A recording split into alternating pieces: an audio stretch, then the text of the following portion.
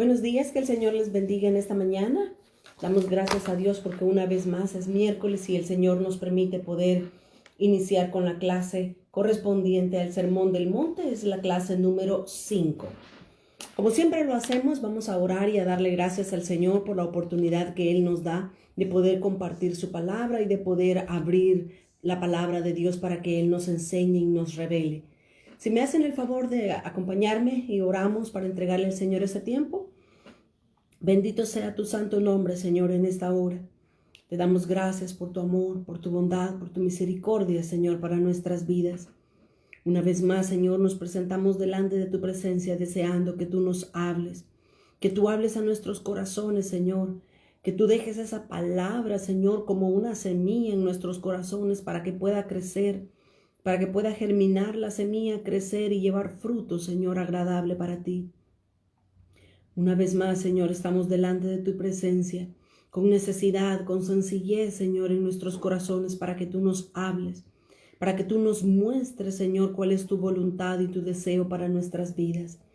En esta hora, Señor, lávanos con tu palabra, lávanos con el agua pura de tu palabra, Señor, y que nuestras vidas puedan ser agradables a ti. Te damos gracias y te bendecimos desde ya, Señor.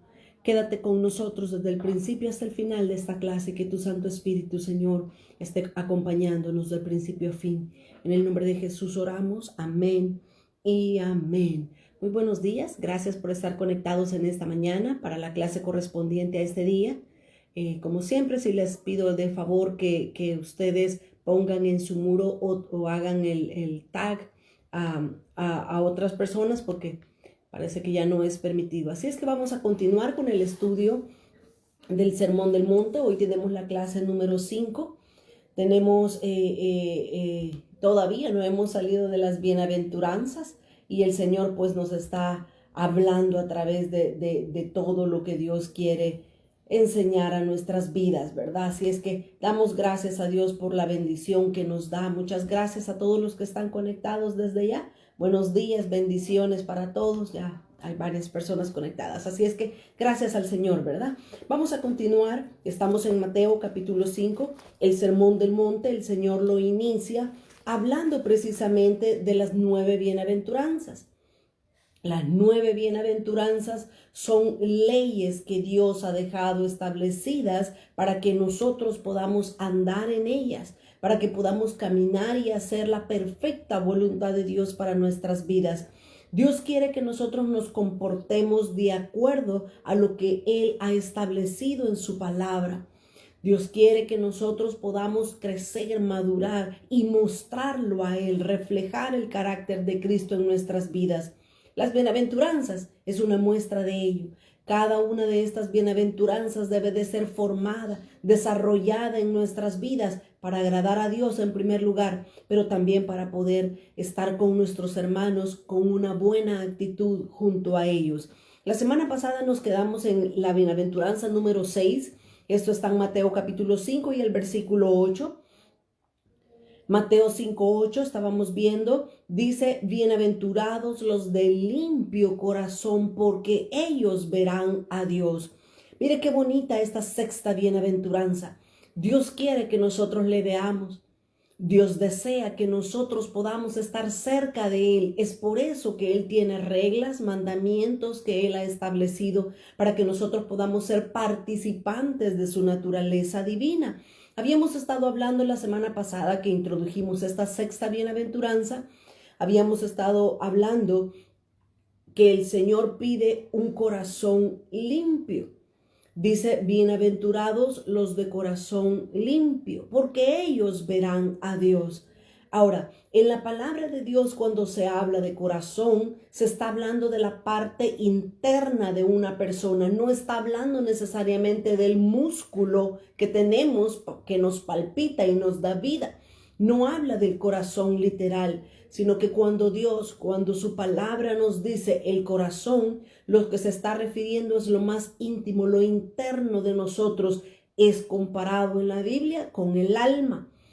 Dice el Señor Jesús, lo leímos la semana pasada, dice el Señor Jesús que cuando nosotros hablamos, del corazón salen las cosas. De eso lo vimos en Mateo 15, 19 y 20, que cuando hablamos del corazón salen los malos pensamientos, los hurtos, los robos y todo tipo de pecado sale del corazón. No necesariamente de donde se bombea sangre, sino que sale de nuestros sentimientos, de nuestra alma. Y es por eso que nosotros vimos también que dice el salmista David en el Salmo 103 y el versículo 1 y 2, el rey David nos enseña y nos dice que nosotros debemos casi que obligar a nuestra alma y decirle: alma mía, bendice a Jehová y no olvides ninguno de sus beneficios. Eso lo vimos la semana pasada, solo estamos haciendo una pequeña recapitulación de eso. Vimos también que hay por lo menos 4 características negativas en nuestro corazón, y eso es lo que Dios quiere. Eso es lo que el Señor desea transformar en nuestras vidas. Dice Eclesiastés 9 y el versículo 3, dice que el corazón está lleno de maldad. Qué tremendo, ¿verdad? Proverbios 28, 26 dice que el corazón también es necio, dice. Hebreos 3:12 dice que el corazón es duro e incrédulo, así como también el pueblo de Israel tenía dureza e incredulidad en ellos. Y Jeremías 17:9, un versículo que todos nosotros conocemos, dice: engañoso es el corazón más que todas las cosas, ¿quién lo conocerá? Así es que esas fueron las 4 características negativas con respecto al corazón. De hecho, por eso es que el Señor Jesús dice en Proverbios capítulo 23 y el versículo 26, Proverbios 23, 26, otro versículo que nosotros conocemos también, dice 23, 26, el Señor Jesús nos dice, Dios nos dice: dame, hijo mío, tu corazón, y miren tus ojos por mis caminos. Por eso es que el Señor pide nuestro corazón, porque en el corazón están los malos sentimientos, los deseos malos. A mí me da risa, dije la semana pasada, ¿verdad? Me da risa cuando alguien dice: te amo con todo mi corazón. Yo digo: ay, a saber cómo me amará, ¿verdad? Pero eso es algo nada más gracioso y es algo también como poético que decimos: veamos, te amo con todo mi corazón. Pero el Señor nos pide el corazón precisamente porque sabe que ahí está la raíz de muchos problemas y de muchos pecados en nuestra vida. Si nosotros recordamos a Adán y Eva en el capítulo 3 del Génesis y en el versículo 7, Génesis 3:7, dice que ellos se escondieron cuando oyeron la voz de Dios. Génesis 3:7 dice: entonces cuando Eva comió y luego le dio del fruto que Dios había dicho que no comieran, se lo dio a Adán, dice que sus ojos fueron abiertos, en ambos sus ojos fueron abiertos, y conocieron que estaban desnudos, y entonces cosieron hojas de higueras y se hicieron delantales. Adán y Eva se escondieron de la presencia de Dios. Ellos al principio podían ver a Dios, podían hablar con Dios sin ningún problema, sin ninguna dificultad. ¿Por qué? Porque estaban puros, porque realmente no había pecado dentro de ellos. Así es que por eso es que Dios quiere que nosotros nos apartemos, nos separemos del pecado, porque Dios quiere que nosotros lo veamos. Dios quiere que nuestros ojos puedan verlo a Él en su santidad. Pero para eso nosotros necesitamos hacer lo que dice Proverbios 4:23. Proverbios 4:23 dice: sobre toda cosa guardada, guarda tu corazón, porque del corazón mana la vida. Una persona no puede estar viva si su corazón no funciona, si su corazón no palpita. Nosotros no podemos ver a Dios si tenemos un corazón sucio, si tenemos un corazón lleno de pecado. Debemos de guardar nuestro corazón del pecado, separarnos del pecado para poder ver a Dios. Dios quiere que nosotros tengamos un corazón limpio. Por eso dice Romanos capítulo 12 y el versículo 2 que necesitamos renovarnos en nuestro entendimiento. Nuestro entendimiento necesita poder ser limpiado para ver a Dios. Hay una palabra que es muy preciosa en la Biblia, que es transformación. El Señor Jesús dice precisamente aquí en Romanos capítulo 12, Romanos 12 y el versículo 2. Dice la palabra de Dios: no os conforméis a este siglo, sino transformaos por medio de la renovación de vuestro entendimiento, para que comprobéis cuál sea la buena voluntad de Dios, agradable y perfecta. Ahora, Dios nos pide que nosotros no seamos como el mundo es, como el siglo presente en el que nosotros vivimos se conduce. Dios no quiere eso de nosotros, Dios no pide eso de nosotros, sino que Dios quiere que nosotros seamos transformados en nuestra mente. Esta palabra, transformación, la palabra que se usa en el griego es metamorfo, y es una palabra que nosotros conocemos en castellano, que es la metamorfosis. El proceso que una mariposa enfrenta para dejar de ser una oruga a pasar a ser una hermosa mariposa, ese proceso se llama metamorfosis. Y eso es precisamente lo que Dios quiere en nuestras vidas. Pareciera risible o gracioso, ¿verdad? Pero muchas veces nosotros estamos como gusanos, arrastrándonos en el pecado, en la inmundicia, en este mundo. Pero Dios quiere que nosotros enfrentemos ese proceso de transformación, ese proceso de metamorfosis, para que podamos llegar a ser una mariposa con alas que se eleva a las alturas, que puede conocer, que puede ver a Dios. La sexta bienaventuranza es: bienaventurados los de limpio corazón, porque ellos verán a Dios. Nos urge, mis amados hermanos, nos urge que nosotros seamos transformados en nuestra naturaleza carnal, en nuestra naturaleza de pecado. ¿Para qué? Para poder ver a Dios. Los mandamientos de Dios no son gravosos ni son difíciles. Las reglas que Dios nos da son alcanzables por su gracia, por su Espíritu Santo. Nosotros podemos alcanzar la transformación que Dios quiere en nuestras vidas. Transformación entonces viene de la palabra en griego metamorfo. Y nosotros la palabra que conocemos en el castellano es metamorfosis. Es una transformación que básicamente es desde adentro hacia afuera. Cuando un gusanito, que se llama caterpillar en inglés, que cuando el gusanito hace su crisálida, en la parte de adentro hay una transformación increíble. Y nosotros podemos ver el capullo simplemente que se mueve para un lado, para otro lado. Y los días pasan y la crisálida se vuelve más cristalina. Y de repente podemos ver alas adentro de ese capullo. Cuando llega el momento, la crisálida comienza a romperse.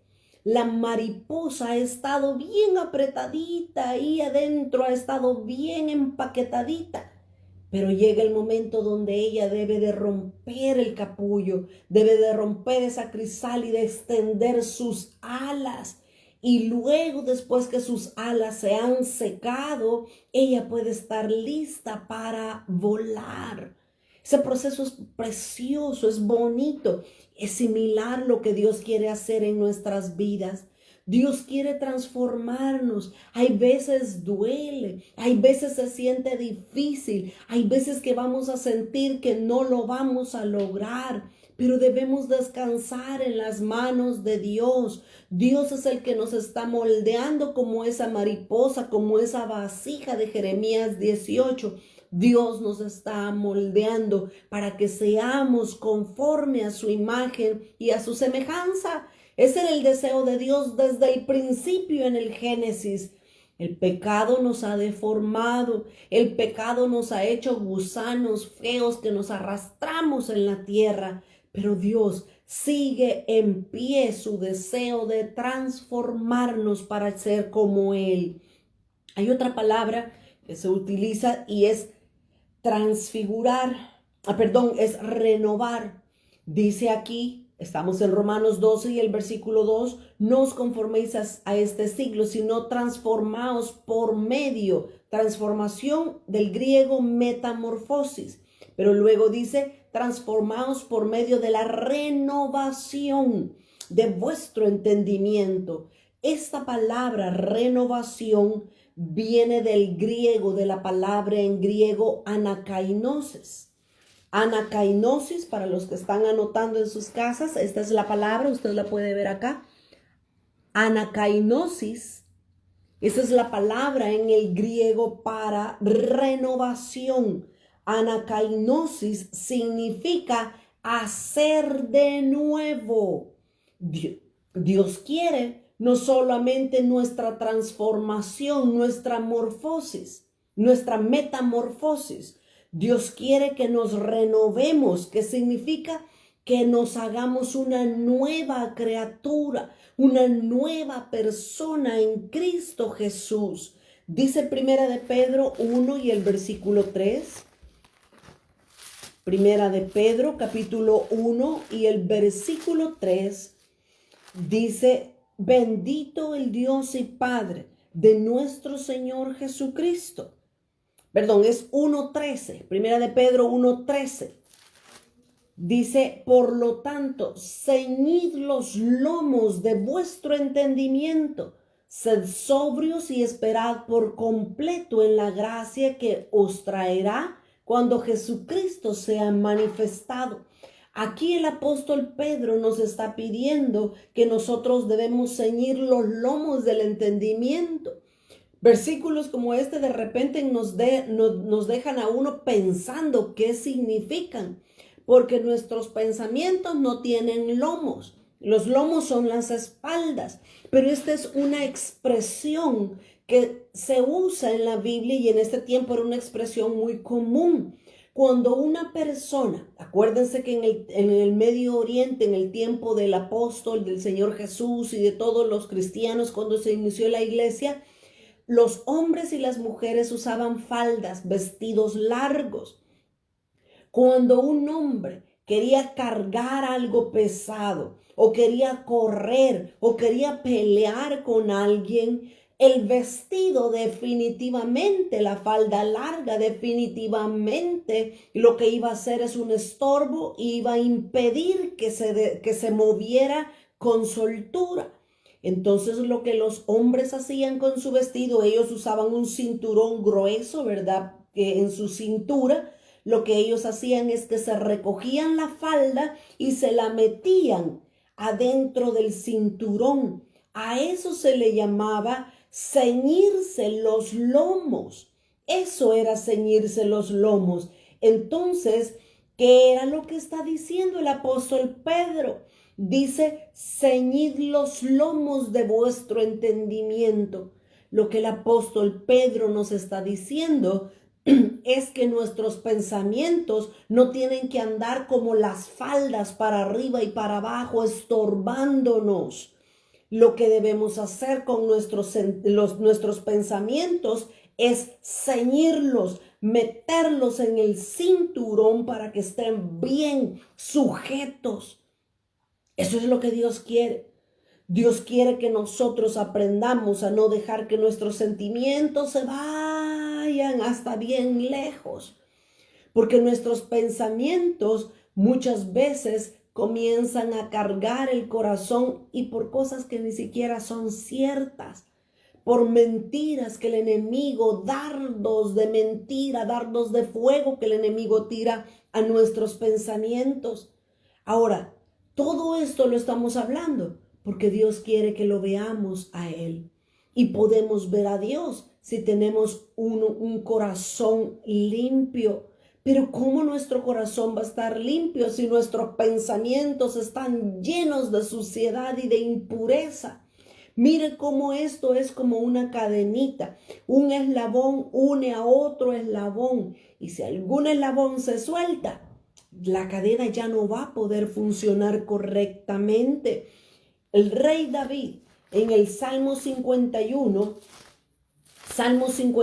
y el versículo 10, por eso es que el rey David le pedía a Dios, el rey David oraba de esta manera y David le decía a Dios, 51:10, crea en mí, oh Dios, un corazón limpio. ¿Qué pedía el rey David?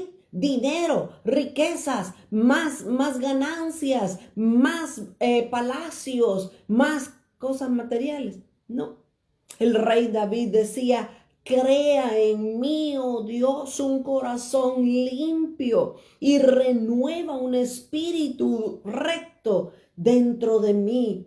No me eches de delante de ti y no quites de mí tu Santo Espíritu. Mire qué preciosa oración la que el rey David le pedía al Señor. Le decía, yo no quiero estar lejos de ti. Yo quiero verte. ¿Se recuerdan de esa alabanza muy preciosa?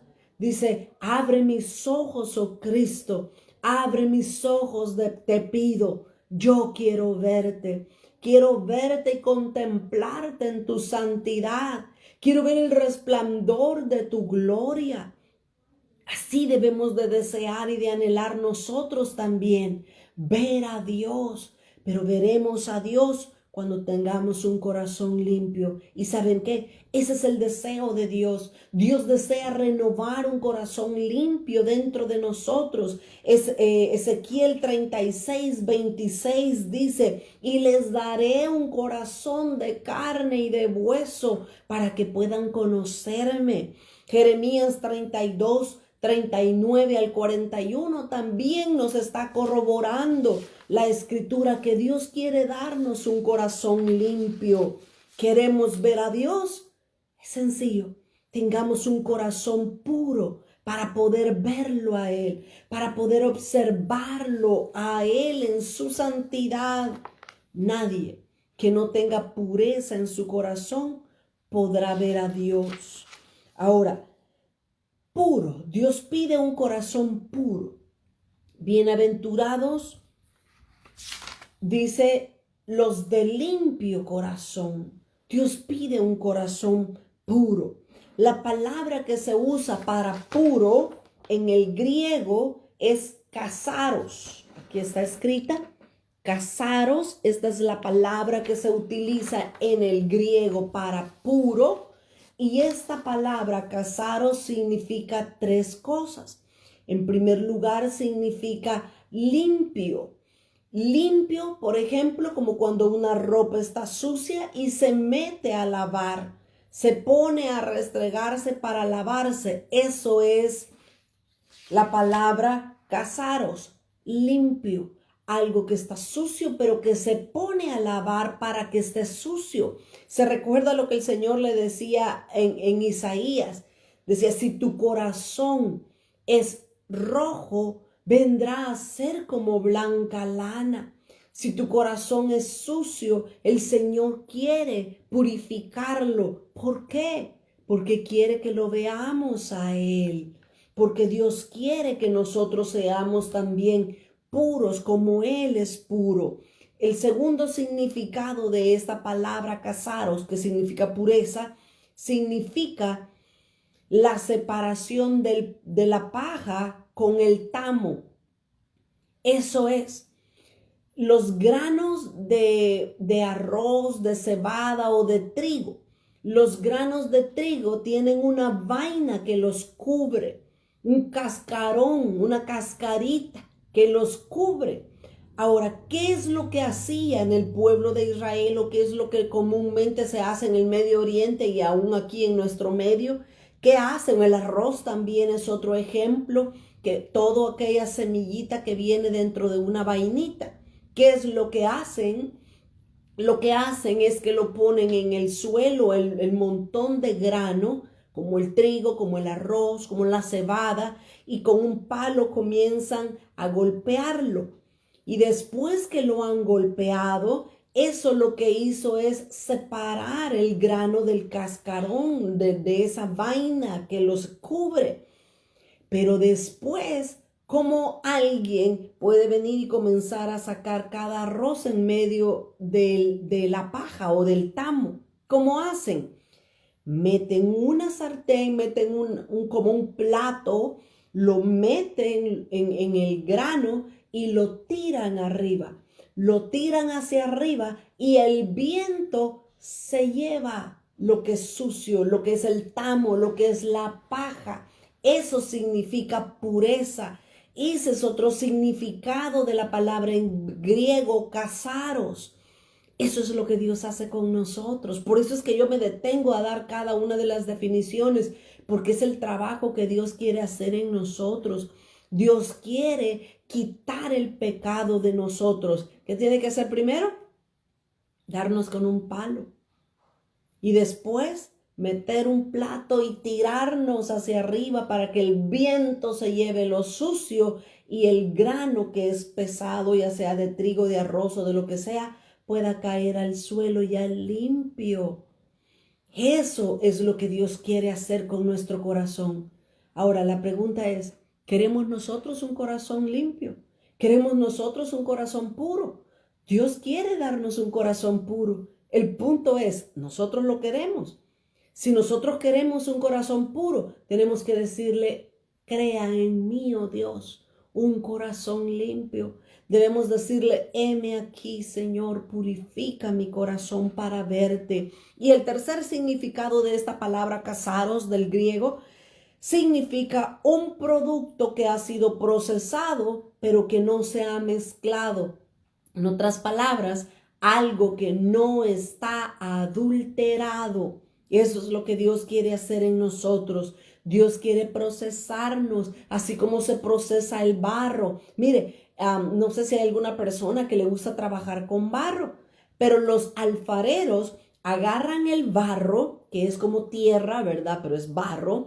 Agarran el barro, lo revuelven con agua y pues no sé exactamente si mezclan más, pero ellos comienzan a amasar el barro.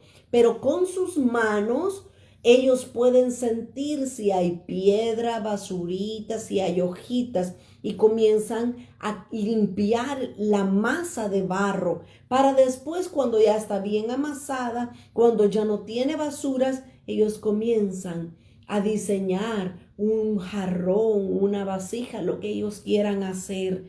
Eso es pureza para Dios. Dios está trabajando en cada uno de nosotros. Miren, las 9 bienaventuranzas, Dios quiere desarrollarlas en nuestra vida. Pero eso no va a ser, ahora recibí la clase y mañana ya voy a tener las 9 bienaventuranzas. No, estas 9 bienaventuranzas es un proceso que dura toda la vida cristiana de nosotros. No nos debemos de cansar, no nos debemos de aburrir. Yo ya no tuve un corazón limpio, yo ya así me quedé. No, Dios está constantemente trabajando en nuestras vidas. Debemos dejarnos moldear, purificar, limpiar por el Señor. Mire, hay un versículo que muchas veces a nosotros nos puede dejar dudando. Éxodo 33 y el versículo 20.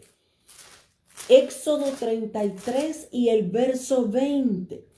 Dice, aquí estaba hablando Dios con Moisés. Ellos tenían una conversación, es una larga conversación, pero pues yo quiero ver el versículo 20 únicamente.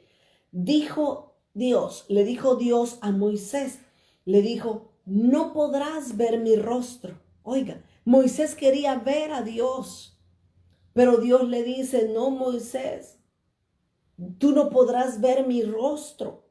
No podrás ver mi rostro porque no me verá hombre y vivirá. Este versículo, por eso es que se los quería leer, porque muchas veces nos va a traer un poco de confusión a la mente. Porque la sexta bienaventuranza que estamos estudiando en Mateo 5 y el versículo 8, la sexta bienaventuranza dice, bienaventurados los de limpio corazón, porque ellos verán a Dios. Pero aquí Dios le está diciendo a Moisés, no, Moisés, Tú no podrás ver mi rostro, porque no me verá hombre y vivirá. Entonces la palabra de Dios se contradice. En ninguna manera, para nada. Lo que Dios le estaba queriendo decir a Moisés es: cualquier hombre que tenga pecado, si tú, Moisés, tienes pecado, no me puedes ver a mí. Tú tienes que tener un corazón limpio para poder ver a Dios. ¿Por qué nosotros no vemos a Dios? ¿Por qué nosotros no tenemos ojos espirituales abiertos? Porque hay pecado dentro de nuestras vidas. Y pecado, para Dios pecado es matar, como también mentir, como también aborrecer, como también levantar falso testimonio en contra de nuestros hermanos. Para Dios pecado es pecado. Así de claro y de sencillo. Pero ahí estamos en la iglesia, alabando a Dios, adorando a Dios, pero en mi corazón, ay, ya vino la hermana que me cae mal. Hay pecado. Y después nos preguntamos, ¿por qué no puedo ver a Dios? Porque hay pecado en nuestro corazón. Éxodo 33:20 es verdad. Nadie puede ver a Dios y vivir. Pero si estamos viviendo, purificándonos, deseando ser santos cada día, claro que podemos ver a Dios. Si tenemos un corazón puro, sí podemos ver a Dios. Una vez más cito a Adán y Eva. Adán y Eva tenían un corazón limpio, por eso veían a Dios todos los días de su vida en el jardín del Edén. ¿Cuándo dejó de ver Adán y Eva a Dios? Cuando pecaron, porque Dios los sacó del huerto porque estaban en pecado. Ya no pudieron ver más a Dios. Mire qué importante es pedirle a Dios un corazón limpio. Es más, el Salmo 24 dice que es uno de los requisitos para poder estar en el monte santo de Dios, por supuesto con Dios. Uno de los requisitos es tener un corazón limpio. Salmo 24, versículo 3 y 4, dice la pregunta: ¿quién subirá al monte de Jehová? Ay, yo quiero estar. Sí, yo quiero estar en el monte de Jehová. Pero ¿qué necesitamos? ¿Qué necesitamos para estar en el monte santo de Jehová con Él? Dice, ¿quién? ¿Y quién estará en su lugar santo? Mire cómo es la Biblia, mire cómo es el Señor de bueno. El Señor nos da claves para que estemos donde Él está. ¿Y por qué seguimos en esta tierra? Porque tenemos pecado, porque Dios nos está transformando, nos está lavando. Preguntas increíbles, esas son las preguntas del millón.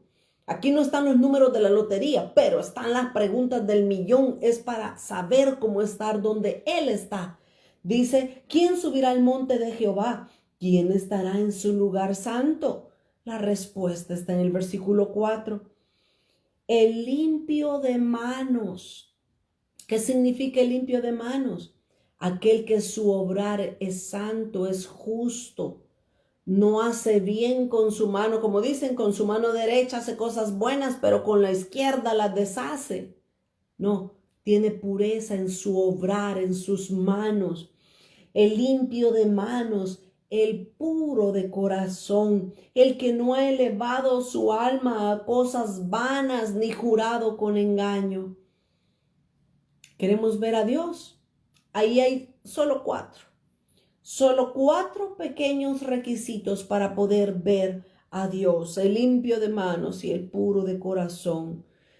Dios quiere que nosotros le veamos, pero para eso necesitamos un corazón limpio.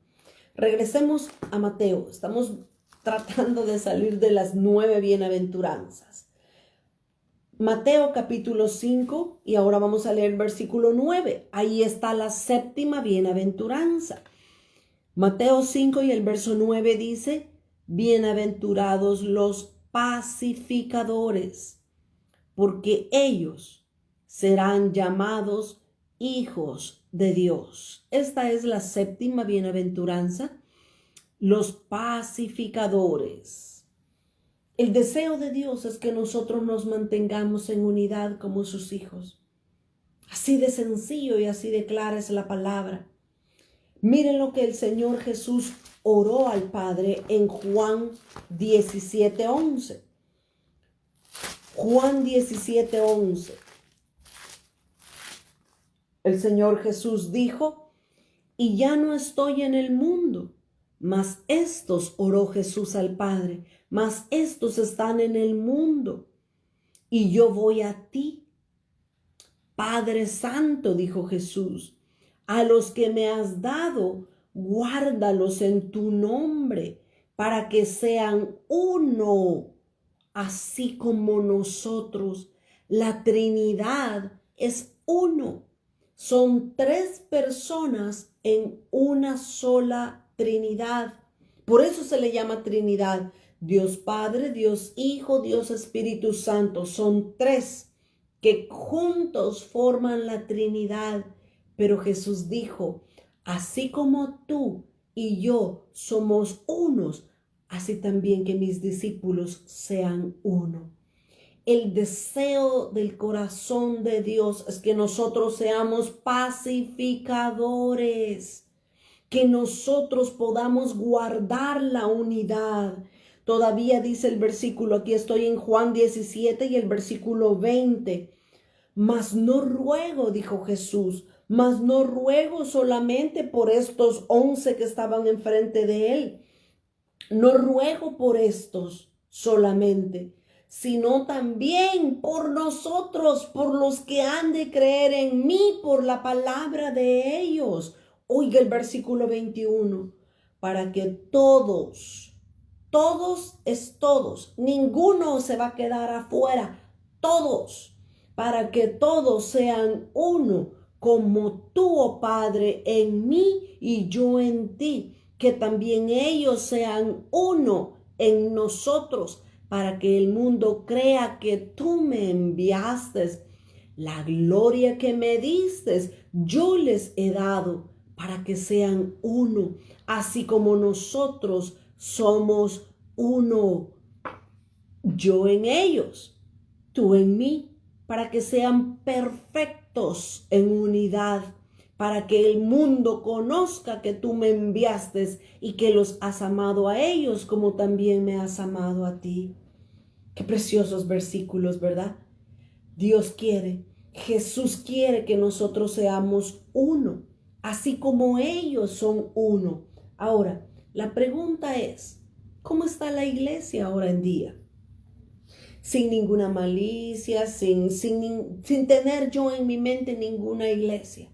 Pregunto, ¿cómo está la iglesia?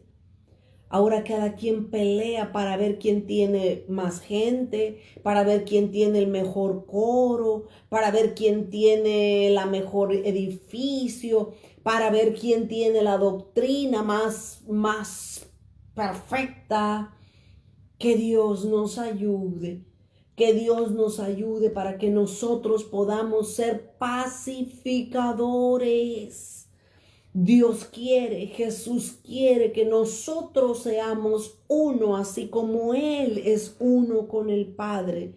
Si todos ustedes se recuerdan de Hechos capítulo 2 y el versículo 1, cuando fue el derramamiento del Espíritu Santo en la iglesia primitiva, ¿cómo estaban todos ellos? ¿Cómo estaban los discípulos? ¿Cómo estaban los apóstoles? ¿Se recuerda? Hechos capítulo 2 y el versículo 1. Dice, cuando llegó el día de Pentecostés, estaban todos unánimes juntos. Mire qué tremendo este versículo. Una cosa es estar juntos y otra cosa es estar unánimes. En mi país hay un dicho que dicen, juntos pero no revueltos. Y muchas veces así estamos. Muchas veces estamos juntos dentro de un lugar, pero cada uno está en sus propias cosas. Yo quiero servir aquí. Yo quiero hacer esto. Yo quiero hacer. Cada quien está con su propio pensamiento. Pero Dios no quiere que nosotros estemos jalando cada uno para su propio pozo. El Señor quiere que nosotros seamos uno, como Él y el Padre y el Espíritu Santo son uno. En el día de Pentecostés habían como 150 reunidos, ¿verdad? Así, como 150 habían reunidos en el aposento alto y todos estaban juntos y unánimes. ¿Y qué recibieron? La llenura del Espíritu Santo. Dios quiere que nosotros seamos uno para poder enviarnos bendición y vida eterna. Así dice el Salmo 133:1. ¿Se recuerda de ese famoso salmo? Precioso, muy precioso, por cierto. Salmo 133, versículo 1. Mirad cuán bueno y cuán delicioso es habitar los hermanos juntos y en armonía. No juntos, pero peleados, que este no se habla con el otro, que el ministerio de aquí no se trata con el otro y que nosotros no nos hablamos con esto porque estos vinieron después y nosotros como somos los fundadores nos queremos y nos amamos. No, la palabra de Dios dice habitar. Es bueno, es hermoso, es delicioso, dice, habitar los hermanos juntos y en armonía. Ay, qué bonito esto, ¿verdad? Pero hay veces, ni aún en la misma familia donde está el papá, la mamá y los hermanos, ni aún ahí hay armonía. ¿Cómo vamos a estar en armonía en la iglesia o en otros lugares? Dios quiere que nosotros aprendamos a ser pacificadores. Así es. Por eso es que el Espíritu de Dios no desciende muchas veces sobre un lugar, sobre un grupo, porque no hay unión. Y aquí lo dice el versículo. Terminemos de leer. Estoy en el Salmo 133. Mirad cuán bueno y cuán delicioso es habitar los hermanos juntos y en armonía. Esta armonía se llama unidad, unidad de mente, de espíritu. Todos queremos lo mismo. Y dice, es como el buen óleo sobre la cabeza, el cual desciende. ¿Y qué es el buen óleo? Es el aceite de la unción, ahí también lo dice, el cual desciende sobre la barba de Aarón y baja hasta el borde de sus vestiduras. Cuando está hablando de Aarón, se está hablando del sacerdocio. Cuando el sacerdote allá en el tabernáculo de Moisés se ungía como sacerdote, se le echaba aceite y ese aceite corría por toda su cabeza, por todas sus vestiduras hasta llegar a los pies. Recibía la unción. ¿Pero por qué? Porque había unidad, porque había armonía. El que lo estaba ungiendo y el que estaba recibiendo estaban juntos y no había diferencia, no había separación. No, este que no me vaya a ungir porque a saber quién es. No, este ya lo conozco. No había armonía, unidad. Dice como el rocío de Hermón que desciende sobre los montes de Sión. Y luego finaliza el versículo 3 diciendo, porque allí envía Jehová bendición y vida eterna. Si queremos tener bendición, no necesitamos trabajar más. Si queremos tener bendición, no necesitamos retorcerle el brazo a Dios. Y si tú no me bendices, yo me voy de la iglesia. No, cuando aprendemos a estar en armonía, cuando aprendemos a ser pacificadores, entonces la bendición de Dios vendrá. ¿Y qué más? Vida eterna. No puede haber avivamiento. Oiga, así de claro. No puede haber avivamiento ni derramamiento del Espíritu Santo en un lugar, en un grupo, si no hay unidad, si no hay armonía. Porque en la unidad envía Dios bendición y vida eterna. Mire lo que dice Hebreos capítulo 12. Hebreos 12 y el versículo 14. Estamos estudiando la palabra de Dios, estamos aprendiendo conceptos básicos que Dios nos enseña para poder ser sus hijos. Hebreos, dije, capítulo 12 y el versículo 14. Dice el apóstol Pablo, seguid la paz con todos. ¿Con quiénes? Con los que me caen bien, con los que me aman. Hay veces me da risa porque dice, ay, en esta iglesia tenemos amor.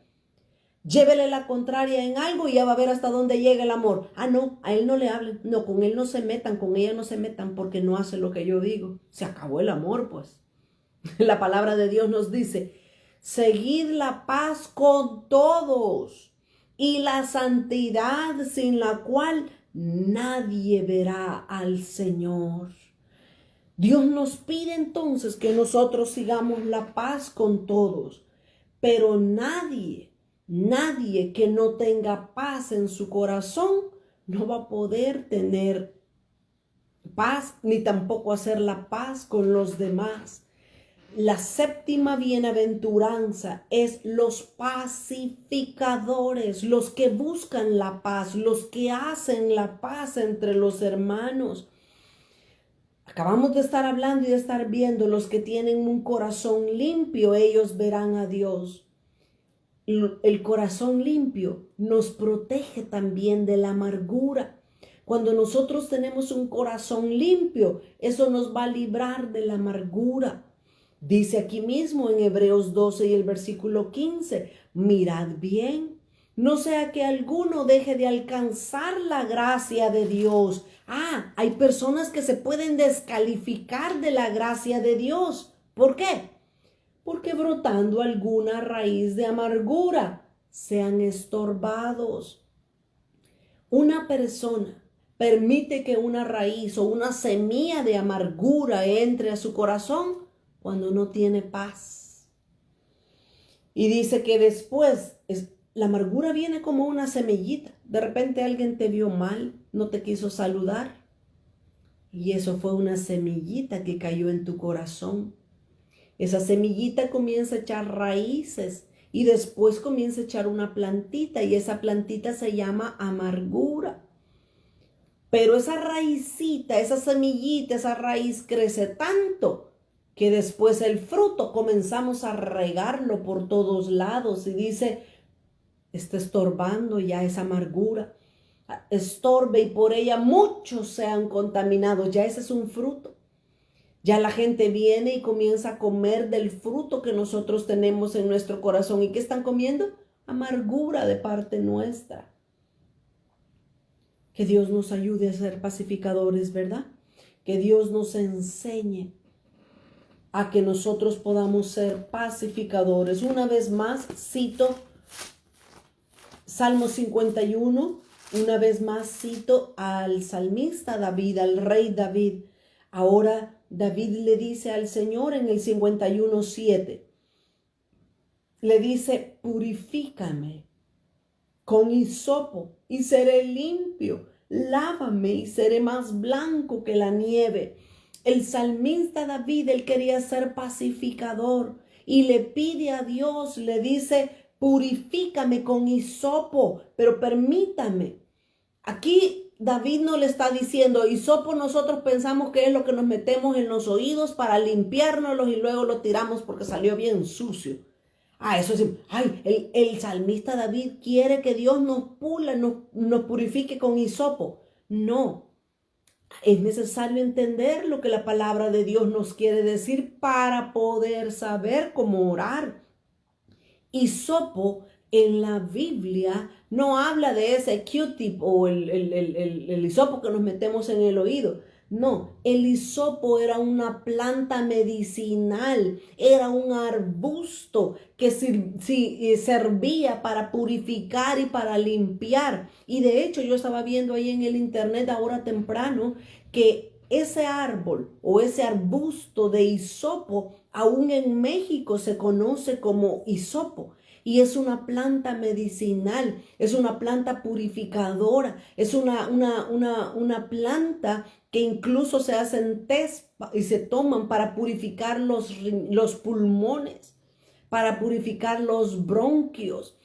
Esta planta era purificadora también en los días del rey David. Y David ora y David le dice a Dios, purifícame con hisopo, con esa planta medicinal que me va a limpiar. Purifícame con ese hisopo y seré limpio. Lávame y seré más blanco que la nieve. Miren, cuando nosotros estamos en nuestra oración personal con Dios, cuando nosotros estamos enfocados en pedirle a Dios que nos limpie y nos purifique, menos tenemos oportunidad de estarle diciendo, ay Señor, y mira a mi vecina que me echa la basura, ay Señor, y mira a aquella que no me quiere, ay Señor, y nadie me quiere, todos me odian. Cuando nos enfocamos en la oración, en que Dios nos limpie y nos purifique a nosotros, no vamos a tener ni tiempo de pensar en quién no nos quiere. La paz en nuestros días, mis amados hermanos, es muy necesaria. El mundo está lleno de caos. Mire, es tremendo solo sentarse a ver las noticias y ver que Estados Unidos está en problema con Rusia, se está tirando indirectas y sale Corea del Norte y le dice no sé qué. Y luego viene Inglaterra y está peleando con India porque no le está mandando las vacunas que han quedado establecidas para ellos. Y comenzamos a ver el mundo cómo está. El mundo realmente está en guerra. El mundo realmente no tiene paz. Y eso no es nada de asombrarse ni de admirarse. El Señor Jesús ya lo había profetizado en su palabra. Mateo capítulo 24 y el versículo 6. Mateo 24, 6, el Señor Jesús dijo cómo iban a ser los tiempos finales. Mateo 24 y el verso 6 dice, y oiréis de guerras. Y mire, si no estamos viendo estos tiempos ahorita, de rumores de guerras, mirad que no os turbéis, no se preocupen, dice el Señor, porque es necesario que todo esto acontezca, pero aún no es el fin. Porque se levantará nación contra nación, reino contra reino, y habrá pestes y hambres y terremotos en diferentes lugares. Y todo esto es principio de dolores. Todo esto ya está profetizado por el Señor. Ahora, la paz no es la ausencia de problemas. La paz es tener a Cristo en nuestros corazones porque Él es el príncipe de paz. Eso es lo que nosotros necesitamos. No crea que vamos a tener paz cuando todos nos amen y todos digan cosas bonitas de nosotros. La paz es algo que Dios está formando en nuestro interior. Y aun y cuando las personas vengan y hagan lo que dice el versículo 8, 9 y 10, nosotros tenemos paz. ¿Qué dice el versículo 8? Versículo 9. Entonces os entregarán a tribulación y os matarán. ¿A quiénes? A nosotros, a los cristianos, a los hijos de Dios. Dice, os entregarán a tribulación y nos matarán, y seréis aborrecidos de todas las gentes por causa de mi nombre, dice el Señor. Muchos tropezarán entonces y se entregarán unos a otros y unos a otros se aborrecerán. Ahora, yo pregunto, ¿estos versículos cuándo se van a cumplir? En los postreros tiempos, ¿verdad? Es lo que estamos hablando. Este es el contexto de lo que estamos leyendo desde el versículo 6. Ahora, ¿quiénes nos van a entregar? Los de la iglesia, nuestros mismos hermanos, nuestra misma familia. Entonces os entregarán a tribulación, muchos tropezarán. Y dice el versículo 12, y por haberse multiplicado la maldad, el amor de muchos se enfriará. ¿Por qué es todo esto? Porque no hay paz. Por eso es que nosotros, Dios nos pide que seamos pacificadores. Dios quiere que nosotros tengamos paz en nuestra vida. Ahora, Israel, ¿cómo vivió Israel? El pueblo de Israel es un perfecto parámetro para todos nosotros. ¿Sabe por qué? Porque todas las cosas que Israel ha vivido y ha pasado en lo natural, también nosotros lo vamos a pasar, pero de forma espiritual. ¿Cuándo Israel tuvo paz? Básicamente la mayor parte del tiempo Israel estuvo peleando constantemente. Desde que salió de Egipto hasta que llegó a Canaán, ellos tenían que estar peleando y peleando y peleando con este enemigo, con otro, con otro. Así pasó Israel. Hasta que vino Salomón, el hijo de David, hasta que vino Salomón, Israel pudo tener por cierto tiempo paz en medio de ellos. Pero Salomón, sobre todo al inicio de su vida, Salomón era una figura perfecta de Cristo. Y como vimos cuando estudiamos el Cantar de los Cantares, Salomón significa paz o apacible. Salomón era una figura de Cristo. Cristo es el príncipe de paz. Y cuando Cristo venga en el milenio a reinar sobre el mundo entero, Cristo va a traer paz, porque va a regir a las naciones con vara de hierro. Salomón entonces trajo paz, justicia y gozo al pueblo de Israel por cierto tiempo. Lastimosamente, más adelante Salomón se descarrió, amó muchas mujeres y ellas desviaron su corazón y dejó de ser una figura de Cristo, Salomón. Ahora, ¿qué hacer para tener paz? ¿Qué es lo que nosotros debemos hacer? Dios quiere traer paz a nuestro interior. Es imposible ser pacificadores si dentro de nosotros hay guerras, si dentro de nosotros no tenemos paz. Dios quiere trabajar desde dentro hacia afuera. ¿Cómo vamos a ser pacificadores si ni siquiera nosotros tenemos paz? Dice Colosenses capítulo 1 y el versículo 20 que Dios hizo la paz con nosotros en primer lugar. Colosenses 1 y el versículo 20. Y por medio de Él, por medio de Cristo, por medio de Él, reconciliar consigo todas las cosas, así las que están en la tierra como las que están en los cielos, haciendo la paz mediante la sangre de su cruz, y a vosotros también, que eras en otro tiempo extraños y enemigos en vuestra mente, haciendo malas obras, os ha reconciliado en su cuerpo de carne por medio de la muerte, para presentarnos santos y sin manchas e irreprensibles delante de Él. El Señor es nuestra paz. Cristo murió, sufrió por nosotros para darnos paz. Esa es la obra redentora de Cristo para nuestras vidas. Ahora nosotros somos una nueva criatura en Cristo. Por lo tanto, debemos dejar que la paz del Señor obre en nosotros para poder también llevar la paz a otros. Segunda de Corintios, capítulo 5 y el versículo 17. Segunda de Corintios 5, 17 dice: de modo que si alguno está en Cristo, nueva criatura es. Las cosas viejas pasaron. Hay otra versión de la Biblia que dice: las cosas viejas van pasando. Es más alentador, porque poco a poco vamos siendo transformados, poco a poco vamos siendo cambiados a la imagen del Señor. Las cosas viejas pasaron, y aquí todas son hechas nuevas.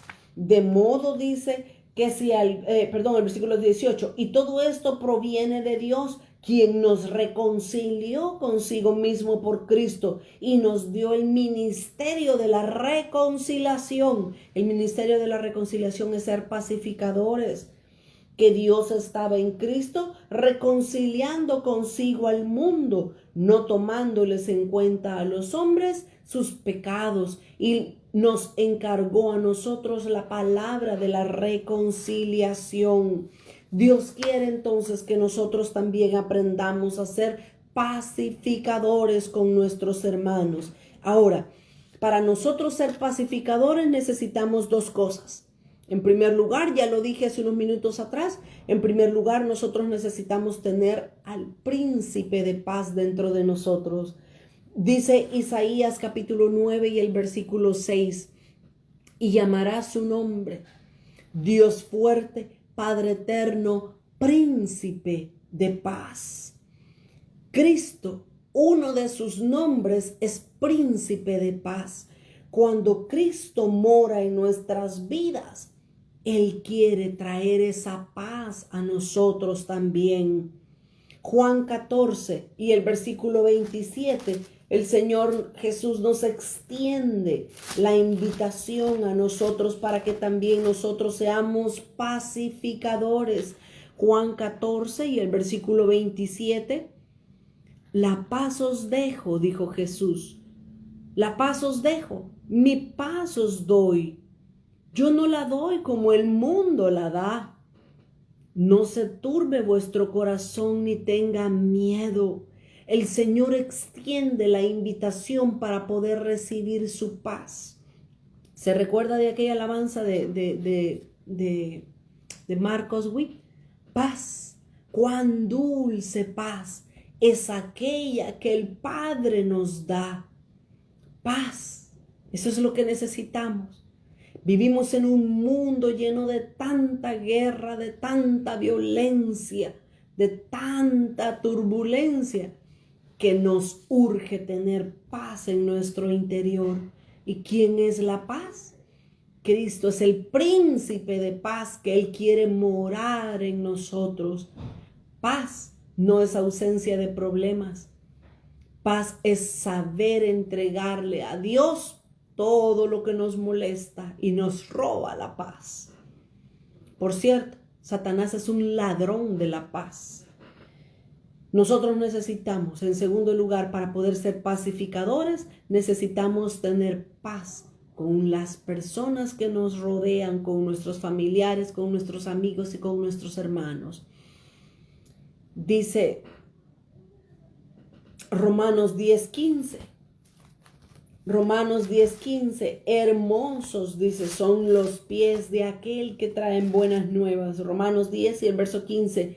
¿Y cómo predicarán si no fueren enviados? Como está escrito, cuán hermosos son los pies de los que anuncian la paz, de los que anuncian el evangelio, de los que anuncian la paz, los que anuncian las buenas nuevas. Que Dios nos use llevando paz a los hogares. No que vayamos nosotros y vayamos a hacer el punto, la manzana de la discordia en los hogares. Que nosotros podemos llevar la paz a todo lugar donde vayamos. No que nos digan, ay, ya vino aquel que nos roba la paz a todos, ¿verdad? Solo llenos del Espíritu Santo, nosotros podemos esparcir a otros la paz de Dios. ¿Qué más decir de la paz? Mateo 5 y el versículo 9. Bienaventurados los pacificadores, porque ellos serán llamados hijos de Dios. Juan 1:12 dice, a todos los que creen en su nombre, les dio potestad de ser hechos hijos de Dios. Ahora, todos somos hijos de Dios, pero como lo hemos dicho en otras ocasiones, hay diferentes niveles de madurez espiritual. ¿Qué clase de hijos entonces vamos a ser cuando seamos pacificadores? Vamos a ser hijos maduros de Dios. Solo una persona con madurez espiritual puede llevar paz a un grupo. Jesús dijo, mi paz os dejo. Él era una persona madura espiritualmente. Si nosotros en vez de llevar paz llevamos discordia, sí somos hijos, pero somos unos hijos inmaduros que no hemos llegado a alcanzar las bienaventuranzas y el ser pacificadores para con otros. Vamos a la bienaventuranza número 8 y a la 9. Ya vamos a salir, ya casi estamos saliendo de estas bienaventuranzas. Mateo 5 y el versículo 10. Bienaventurados los que padecen persecución por causa de la justicia, porque de ellos es el reino de los cielos. Qué tremenda esta bienaventuranza. ¿Cuántos quieren recibir persecución? Yo creo que nadie va a levantar la mano. Pero dice el Señor Jesús que somos dichosos, somos alegres cuando somos perseguidos por causa de la justicia. Estas dos últimas bienaventuranzas, voy a leer el versículo 11. Bienaventurados sois cuando por mi causa os vituperen y os persigan y digan toda clase de mal contra vosotros, mintiendo. Estas dos últimas bienaventuranzas, la octava y la novena bienaventuranza, básicamente se complementan. Pero estas bienaventuranzas, llegan a ser una realidad en nuestras vidas cuando aprendemos a ser pacificadores. Si no hemos aprendido a ser pacificadores, menos que vamos a padecer persecución, menos que vamos a permitir que nos vituperen por la causa de Cristo y nos persigan. El esplendor del cielo, dice el versículo 10, el esplendor del cielo está preparado, está reservado para aquellos que sufren por ser rectos y por ser correctos delante de Dios. Así dice. Porque de ellos es el reino de Dios, dice. Bienaventurados los que padecen persecución por causa de la justicia, porque de ellos es el reino de los cielos. Siempre, oiga, voy a leerle esto casi textual. Siempre va a haber alguien que ataque a las personas de buen testimonio. Siempre van a haber instrumentos que tratan de hacer calumnias o de desagradar a las personas que se conducen justamente. ¿O no se ha fijado usted? Desde hace años había un dicho en la iglesia donde yo me congregaba que decíamos: cada oveja camina con su pareja. Aquellos que tienen hambre y sed de Dios caminan juntos y juntos buscan más de Dios. Pero aquellos que les gusta criticar, aquellos que les gusta hablar mal de otros y aquellos que les gusta decir: ya le viste la falda, ya le viste los zapatos, ellos también andan juntos. Siempre va a haber un grupo de personas que critiquen a los que andan caminando en santidad, en justicia. Y ya te fijaste, es que cuadrada. Ay, qué cuadrado ese hermano, esa hermana, qué barbaridad. No nos juntemos con ella porque es demasiado cuadrada. Todo para ella es oración, todo para ella es santidad. Eso va a ser siempre así. Dios va a permitir que las acciones de las personas malas siempre ataquen a las personas justas, buenas y santas, porque de esa manera Dios está puliendo los vasos de honra para Él. En la búsqueda de la santidad, oiga mis amados, en la búsqueda de la santidad vamos a experimentar pruebas de persecución por defender la verdad y la justicia. Y esto duele. Mire, yo siempre he dicho, siempre Dios se ha guardado un remanente a través de todos los tiempos, pero ¿sabe qué es lo duro? Lo duro es que el remanente no está juntito. El remanente está regado por diferentes lugares y diferentes ciudades. Se recuerdan cuando Elías se fue a esconder porque Jezabel lo quería matar. Lo quería matar, ¿por qué? Porque era santo, porque era el profeta que Dios había levantado. Entonces la Jezabel se enojó y dijo: te voy a mandar a matar antes de que el día de mañana se ponga el sol. ¿Qué hizo Elías? Salió corriendo a esconderse a una cueva y allá estaba llorando, conmiserándose Elías. Y Dios le dijo: Elías. Elías lloraba y decía: ay, solo yo he quedado, soy el último bueno en esta tierra. ¿Y qué le dijo la voz de Dios? Elías, no eres el único. Yo me he reservado 7,000 profetas más que no han doblado sus rodillas ante Baal. Imagínese lo que Dios hace. Pero ¿y por qué Elías se sentía tan solo? Porque el remanente está en diferentes lugares. Y eso es lo difícil. Allá en aquella ciudad, allá en la otra ciudad, aquel país. Pero mientras tanto, los demás están juntitos y están levantándose en contra de aquel que camina en santidad. Pero mire, no es de admirarse. ¿Sabe qué dice Primera de Pedro? Primera de Pedro 3 y el versículo 14. Aquí la palabra del Señor nos da aliento, si se puede decir de esa manera. Primera de Pedro 3, Y el versículo 14 dice, déjeme ver, Primera de Pedro 3:14. Mas también si alguna cosa padecéis por causa de la justicia, bienaventurados sois, dice el apóstol Pedro.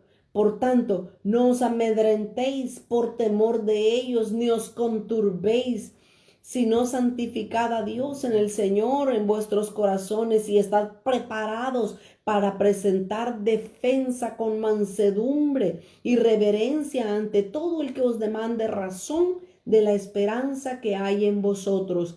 Primera de Pedro 4, versículo 12 al 14. También dice el apóstol Pedro, amados, no os sorprendáis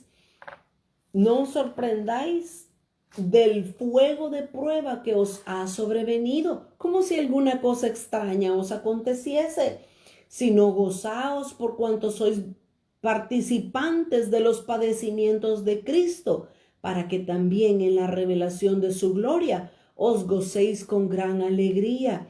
Si sois vituperados por el nombre de Cristo, oiga, esto debe darnos ánimo. Si sois vituperados por el nombre de Cristo, bienaventurados sois, porque el glorioso Espíritu de Dios reposa sobre vosotros, ciertamente de parte de ellos. Dios es blasfemado, pero por vosotros Dios es glorificado. Siempre va a haber un grupo o una persona que se levante en contra de los verdaderos hijos de Dios. Eso va a ser así siempre. Ahora, esta bienaventuranza decía, bienaventurados sois cuando, estoy en el versículo 10, bienaventurados, Mateo 5:10, bienaventurados los que padecéis persecución. Aquí hay dos palabras que yo quiero definir. En primer lugar dice, bienaventurados los que padecen. ¿Qué significa padecer? Padecer significa soportar o tolerar un daño. ¿A cuánto nos gusta que nos hagan un daño? ¿A cuánto nos gusta tolerar a los que nos están maltratando? Eso es lo que dice la bienaventuranza. Bienaventurados los que padecen. Padecer es soportar o tolerar un daño. Pero luego dice, padecen persecución. ¿Qué es persecución? Persecución es seguir o buscar a alguien, oiga, con la finalidad de causar daño o padecimiento. Ay, que Dios nos ayude, ¿verdad? Persecución significa seguir o buscar a alguien con la finalidad de causar daño o padecimiento. Qué tremendo. ¿Se recuerdan lo que decía Isaías 53 y el versículo 7? Que el Señor Jesús padeció callado. No abrió su boca, enmudeció y no dijo nada. Y le estaban haciendo daño. Por supuesto, si le arrancaban la barba, le arrancaban el pelo, le pusieron una corona de espinas que sangraba por completo, lo latigaron, lo clavaron, lo subieron. Y él callado. Bienaventurados los que padecen persecución por causa de la justicia.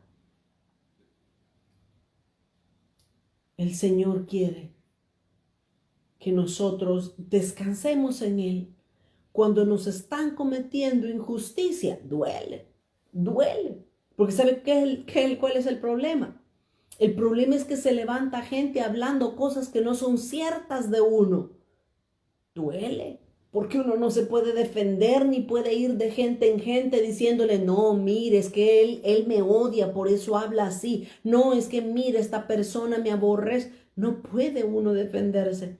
Pero Dios es el juez justo de toda la tierra y Él nos va a defender. Cuando nosotros hacemos su voluntad, siempre habrá persecución cuando hacemos la voluntad de Dios, pero debemos descansar en que Él es nuestro defensor. La bienaventuranza número 9. Mateo 5, versículo 11 y 12. Bienaventurados sois cuando por mi causa os vituperen. Similar al anterior, ¿verdad? cuando por mi causa os vituperen y os persigan y digan toda clase de mal contra vosotros mintiendo. Gozaos y alegraos, porque vuestro galardón es grande en los cielos, porque asimismo, persiguieron a los profetas que fueron antes de vosotros. Y para ejemplo, veamos lo que dice Hechos 5. Hechos 5 y el versículo 40. ¿Cómo persiguieron a los cristianos en el tiempo de la iglesia primitiva? Hechos 5:40. Y convinieron con él, y llamando a los apóstoles después de azotarlos, les intimaron que no hablasen en el nombre de Jesús y los pusieron en libertad. Antes de ponerlos en libertad, primero los golpearon, les pegaron y después les dijeron no hablen más acerca de Jesús y los dejaron ir. ¿Y qué dice el versículo 41? Y ellos salieron de la presencia del concilio gozosos de haber sido tenidos por dignos de padecer afrenta por causa del nombre, por causa de Jesucristo. Qué tremenda estas dos últimas bienaventuranzas, ¿verdad? Hay un galardón grande. Hay un galardón, un premio, una recompensa grande para aquel que padece persecución, aquel que es vituperado. ¿Cuál es? El reino de los cielos. Fíjese. Dice Mateo capítulo 5 y el versículo 3. La primera bienaventuranza dice, bienaventurados los pobres en espíritu, porque de ellos es el reino de los cielos. ¿Cuál es el galardón de los pobres en espíritu? El reino de los cielos les pertenece a ellos. Pero aquí en el versículo 10, cuando llegamos a esta última bienaventuranza, de las últimas dos que dice, bienaventurados los que padecen persecución por causa de la justicia, porque de ellos es el reino de los cielos. Es similar. La recompensa de los primeros bienaventurados y la recompensa de los últimos bienaventurados es la misma. ¿Y cuál es su recompensa? El reino de Dios. ¡Wow! ¡Qué precioso! Ahora, dice el versículo 11, bienaventurados cuando sois, dice, bienaventurados sois cuando por mi causa os vituperen. ¿Qué significa vituperar? ¿Qué es esa palabra?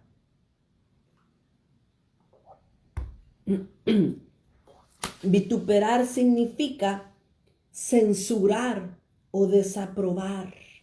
Y miren, esta bienaventuranza yo la he vivido muchas veces en mi vida.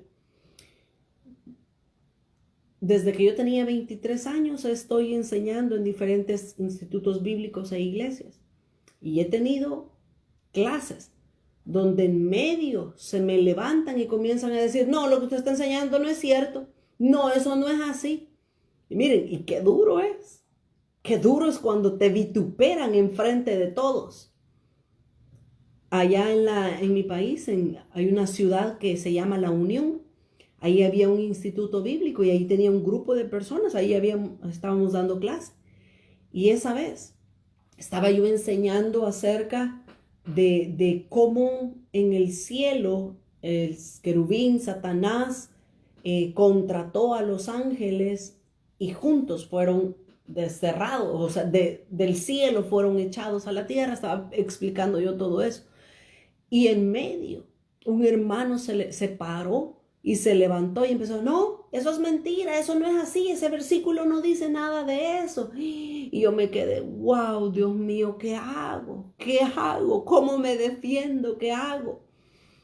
Y solo me topé a la pared y lo dejé que hablara y dijera todo y yo callada. Y solo agaché mi cabeza y en mi mente le dije, Señor, solo tú me puedes ayudar. Y no dije nada.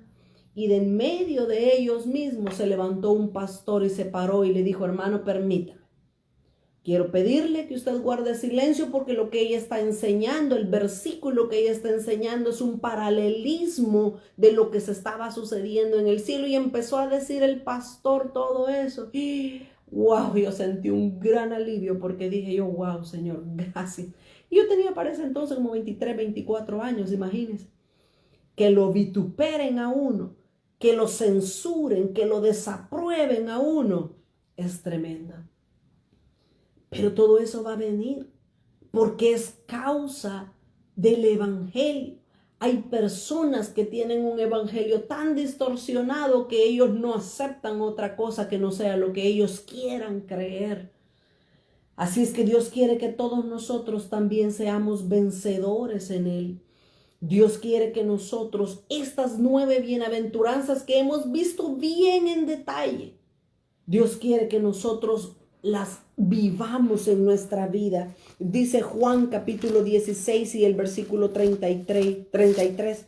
Juan 16 y el versículo 33 dice, estas cosas, dice Jesús, os he hablado para que en mí tengáis paz. En el mundo tendréis aflicción, y cuando decimos amén, montón de aflicciones.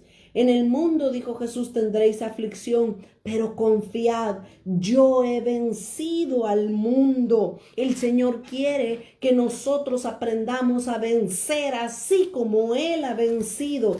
Apocalipsis capítulo 5 y el versículo 5 dice, y uno de los ancianos me dijo, no llores. Aquí que el león de la tribu de Judá, la raíz de David, ha vencido para abrir el libro y desatar los 7 sellos.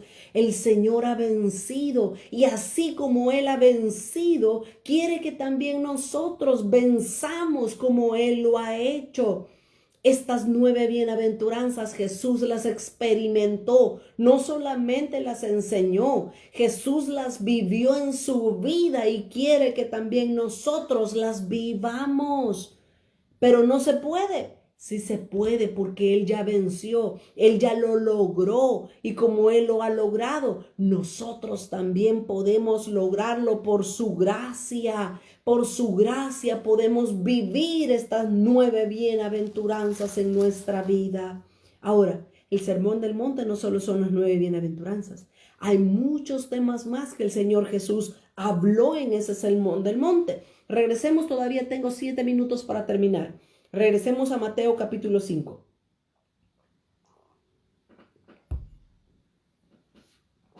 Mateo 5 y el versículo 13. Dice ahora el Señor Jesús, ya no vamos a hablar más de las bienaventuranzas, ya cerramos ese tema de las bienaventuranzas. Ahora vamos a hablar a otros pequeños temas que el Señor Jesús desarrolló en el Sermón del Monte. Ahora el versículo 13 dice Jesús, vosotros sois la sal de la tierra, pero si la sal se desvaneciere, ¿con qué será salada? No sirve más para nada, sino para ser echada afuera y hollada por los hombres. Este versículo 13 está fuerte y poderoso, y el Señor Jesús lo dijo. En la Biblia, la sal nos habla de por lo menos 2 cosas. En la Biblia, la sal nos habla de sinceridad y de verdad. Hay muchos versículos en la palabra de Dios con respecto a la sal. Ahora, no es bíblico. Por favor, déjenme entrar con esto, aunque parezca risible. No es bíblico cuando se está liberando a una persona echarle sal. Eso no es bíblico. Yo no sé de dónde se lo han inventado. O rociar sal por las ciudades o por los lugares. Bueno, si a alguien Dios le da una instrucción que haga eso, pues Dios sabe por qué se lo está dando, ¿verdad? Pero bíblico no lo es. Ahora, dice Colosenses capítulo 4 y el versículo 6. Colosenses 4 y el versículo 6 dice, sea vuestra palabra siempre con gracia, sazonada con sal, para que sepáis cómo debéis responder a cada uno. Dios nos pide en su palabra que nuestras palabras sean con gracia, que estén sazonadas con sal para no ofender.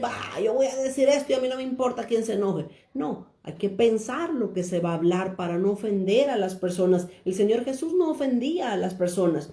Él ofendía a los religiosos, a los fariseos, a los hipócritas. Les daba exactamente en el clavo. Pero Él no andaba ofendiendo a todas las personas.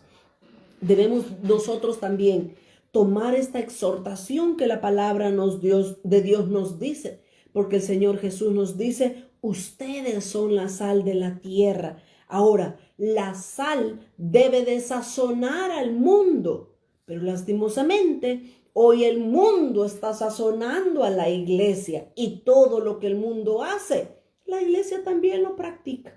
Ahora yo ya no sé cuál es la diferencia entre una discoteca y en un concierto cristiano. Ya no se sabe la diferencia.